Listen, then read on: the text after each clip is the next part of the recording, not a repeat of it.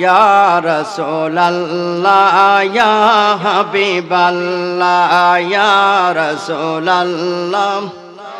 হাবিবাল্লাহ ইয়া রাসূলাল্লাহ ইয়া হাবিবাল্লাহ শুনেছি হাদিসে দেখিলে আপনাকে শুনেছি হাদিসে দেখিলে আপনাকে জীবনের গুনাহ জড়িয়া পড়ে কথা বলেন ঠিক কিনা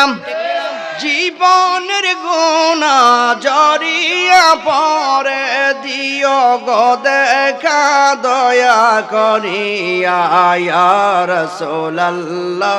ইয়া হাবিবাল্লাহ ইয়া রাসূলাল্লাহ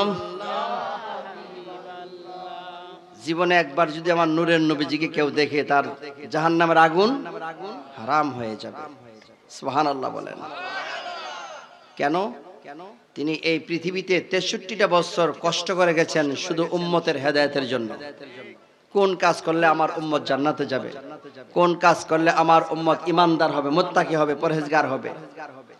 এইগুলি শিক্ষা দেওয়ার জন্য 63টা বছর আমার নূরের নবী হায়াতুন নবী জিন্দা নবীজি যে কষ্টগুলি করেছেন এই কষ্টের মধ্যে যে কয়েকটা হৃদয় বিদারক কাহিনী আছে সেই কাহিনীর মধ্যে একটি হলো যে তায়েফের ময়দানে পাথরের আঘাত সহ্য করেছেন শুধু কালেমার দাওয়াতের অপরাধের কারণে ওনার গায়ে ছোট ছোট বালকেরা পাথর দিয়ে ঢিল দিয়েছিল রক্ত মুবারকগুলি ঝরঝর করে ঝরতেছিল রাসূল পাক সাল্লাল্লাহু আলাইহি সাল্লাম তায়েফের ময়দানে কাত হয়ে পড়ে গেছিলেন সাথে ছিলেন হযরত আবু বকর সিদ্দিক রাদিয়াল্লাহু তাআলা আনহু বললেন ইয়া রাসূলুল্লাহ এই রক্তগুলিকে আপনি কেন এই জুতার মধ্যে চিপে চিপে রাখছেন নবীজি বললেন তুমি জানো না এটা কার রক্ত মুবারক এখান থেকে যদি একটি ফোঁটা রক্ত এই তায়েফের জমিনের মধ্যে পড়ে এই তায়েফের জমিনের মধ্যে একটা বৃক্ষ তরুলতা কোনো কিছু জন্ম নেবে না কারণ এইটা হচ্ছে রাহমাতুল লিল আলামিনের রক্ত মুবারক চিৎকার মেরে বলেন আল্লাহু আকবার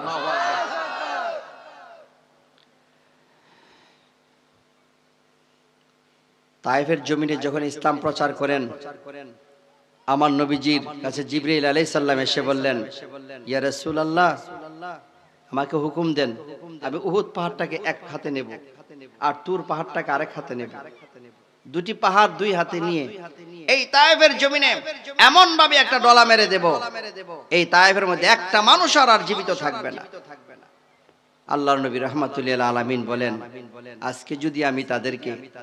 মেরে ফেলার জন্য তোমাকে হুকুম দেই কালকে আমি কার কাছে ইসলামের দাওয়াত দিতে আসব কেমন মহব্বত কেমন ভালোবাসা ছিল আমার নূরের নবীর অন্তরের মধ্যে এমন মানুষ এই পৃথিবীতে আর কোনোদিন আর আসবে না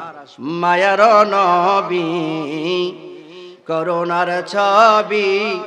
আর আসবে না জগতে 63 বছর জিন্দেগি কাঁদলেন ইয়া উম্মতি 63 বছর জিন্দেগি কাঁদলেন ইয়া উম্মতি এখনো কাঁদেন সোনার মদিনা মায়ার নবী করুণার ছবি আর আসবে না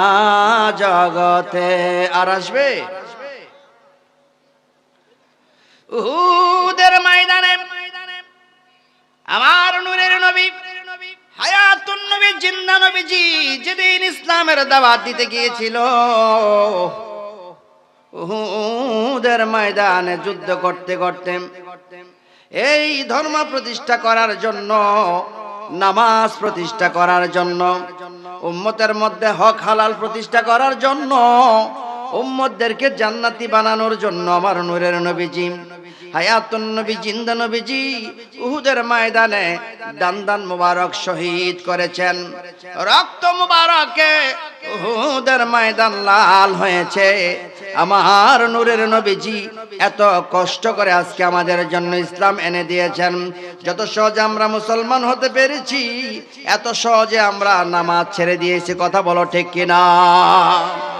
আজকে মসজিদের জায়গায় মসজিদ আছে কিন্তু নামাজির সংখ্যা কম মসজিদ বানানো হয় টাইলস দিয়ে মসজিদ বানানো হয় সুন্দর সুন্দর এসি লাগায়াম বন্ধুরে আমার এত সুন্দর মসজিদ কিন্তু মানুষের মনগুলি এত সুন্দর না। তাহলে মসজিদ এত সুন্দর করে বানাইলে কোনো কাজে আসবে না যদি মানুষের অন্তরগুলি আমার আল্লাহর প্রেম মহব্বত না থাকে। কথা বলেন ঠিক কিনা?